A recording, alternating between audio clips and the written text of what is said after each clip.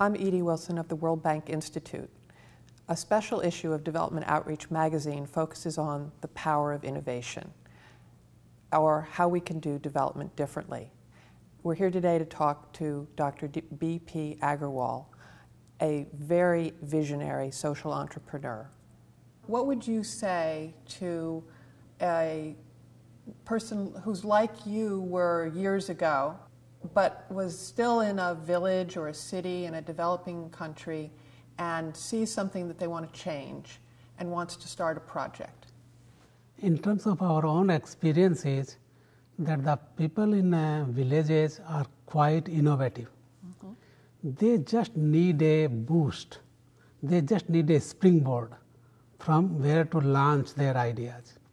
The development marketplace is amazing in that sense, that you are giving an opportunity to the young entrepreneurs in the villages, remote villages, that they can develop their ideas, they can change their society. So that's the power of the development marketplace.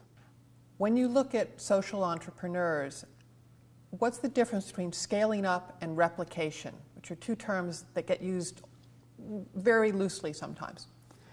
Replication implies that something like a cookie cutter, that you have developed something, you just go and replicate from one village to another village. Since the villages will differ in population, in the terrain where we are working, how much rainfall is, so there is some adaptation is required every time we go and implement the project.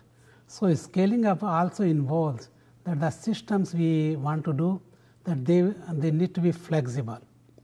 The dimension in which they will need to be scaled up. One may scale up in how many people will get the water. That is one dimension. Another dimension could be how long we need to store the water. Another dimension could be if the water gets contaminated, how do we treat it?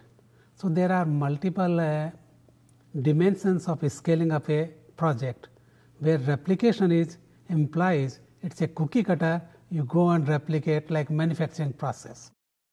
Can you describe the two projects, the first, the one that you won for in 2006, please, and where it is today, because it has scaled up? Yes. The Akash Ganga, that in Hindi means river from sky. And we picked up this term because there is a story in Hindu mythology that Ganga came from sky. So, and every Indian dreams of that one day he will go to Gangotri and take a dip in Ganga. So that's an emotional attachment. And our aim was that if people get emotionally involved, there's a better chance for the success of the project. We call it cultural integration. Now where we are, we have it has taken us 6 years to perfect Akash Ganga so that it is holistically sustainable.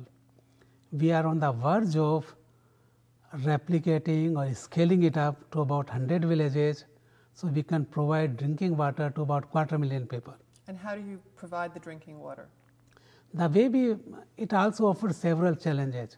We harvest the rainwater, but then there are different strata of the people, socio-economic status, caste system, religion, these factors all come in. So the way we have devised Akash Ganga, that no matter where you come from, you should have the equitable rights to the water. So every individual in the village has the right to the water. And so the first project is a water harvesting community level project. In 2007, you won for a project called Clinics for Mass Care. How does that work? What's the concept behind it? The concept behind is that we looked at what else in the rural healthcare in India. There are several factors because of which the healthcare is non-existent in villages. They are, for example, utter lack of health professionals. Doctors, nurses find villages unrewarding because villages can't pay at the same scale at which a city people can pay. Then there are no medical protocols for treatment are not standardized. They are non-standard. Another challenge is people have accepted disease age as normal aging process. So, if someone is 50-year-old and if you ask him how does he feel, he says, well, I am perfectly fine. And the reason is he has accepted that at age 55 this is what is supposed to happen. So, he never complains. So, our aim was, given all these problems, what can we do? So, we said, gee, knowledge does not have the same inhibition as the medical professionals have. It does not demand immediate payment. So, we said, well, let us computerize the medical knowledge. Let us lend legs to the medical knowledge. So, the medical knowledge can go to the villages. Then the second thing came up, who will deliver the care? So, what we have done is we have taken high school educated girls. We train them in 6 to 8 weeks in the operation of the computerized clinic, in the treating the common ailments and preventable diseases. So, they really go door to door delivering care, and we are converting them in social entrepreneurs. They are not our employees, because once you make an employee, they feel some kind of security and don't put the same effort. So, our aim has been, you will make money only if you treat the patients. So, how many people are now benefiting from that program that you started? The program we launched in November 2009, and we have implemented these pilots in 4 villages. So, the total population would be about 10,000. Now, another thing I share with you what we have done. In these villages, every single individual now had a medical ID card, and that ID card has a photo of the individual, it has a barcode on it, and all the medical history is deposited in a central repository. So, anywhere anyone can access that medical history on permission by the individual. So, what's your dream for both of these projects? How many people do you think that that the water project and the community clinic project, how many people could they reach, and how many people need what they offer? That's my favorite question you asked. My dream is, can I implement this scheme in 1,000 villages? That will mean about 2.5 million people. That's when, when I get to do that, that's the time I will feel satisfied. Yes, I have done something. Till that time, it is going to be a struggle. Keep on working. All right, I have 2 questions in closing. One is about competitions.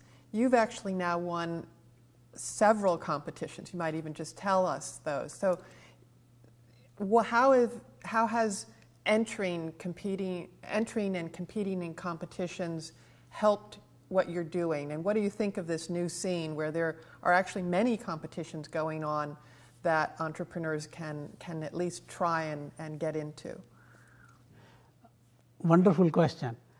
Just to share with you, about 2 weeks back, we won the Energy Globe World Award in Kigali.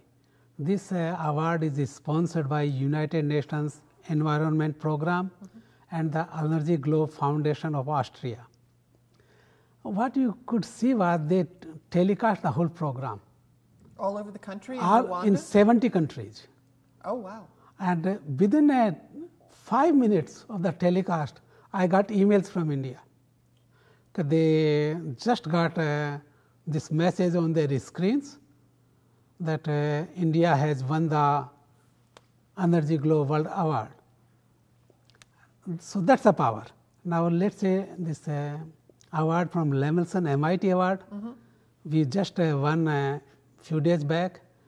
The importance of this awards is, now I don't have to go and justify how innovative Akash Ganga is, because the moment people see the name of Massachusetts Institute of Technology, they immediately believe it's innovative. So, will it help you in India?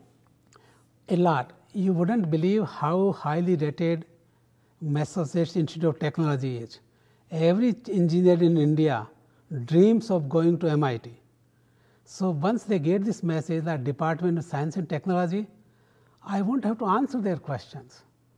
So in that sense, it lends a lot of credence to the program. So the brand of the development marketplace helped a bit as you moved along, and now you have essentially the endorsement of MIT, and that helps you get a bigger audience and makes it easier for you to get more support and to do what you're dreaming of, which is to scale this up, we hope. Yes. In fact, I would go back what the World Bank has done. The development marketplace grant was the seed funding, and seed funding is the toughest to get. So I was really heartened when World Bank or development marketplace gave us the grant. That is to us was a sign of they believe in us. They believe the program will help the rural populations. That in turn helped us get the other awards. I don't know what would have happened if we would not have gotten the Development Marketplace Award. Would we win the other awards? That's something to ponder about. You're famous among some people for saying that you have to be subjective to be a really exceptional innovator. Why do you say that, and what do you mean by it? See, what's an example? Yes. There will be, for example, take Akash Ganga. I went to the villages, and we had designed dome-shaped reservoirs.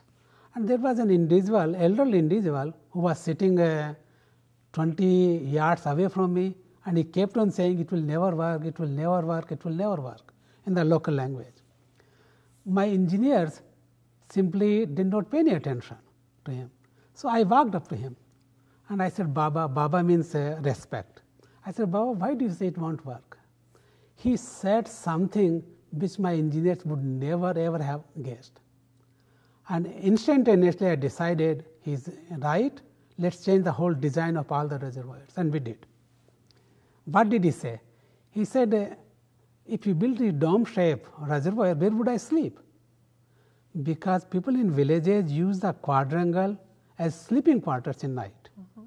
So if suppose you build a dome-shaped reservoir, where would they sleep? The daytime temperature is 110 degrees. So in the nights it cools down, everyone sleeps outside in open air. That's when I immediately said, no, we are going to make every reservoir flat. That's what I mean by subjectivity, that you need to understand the requirements, act on them, don't worry about the analysis. It's your gut feel that makes the project successful.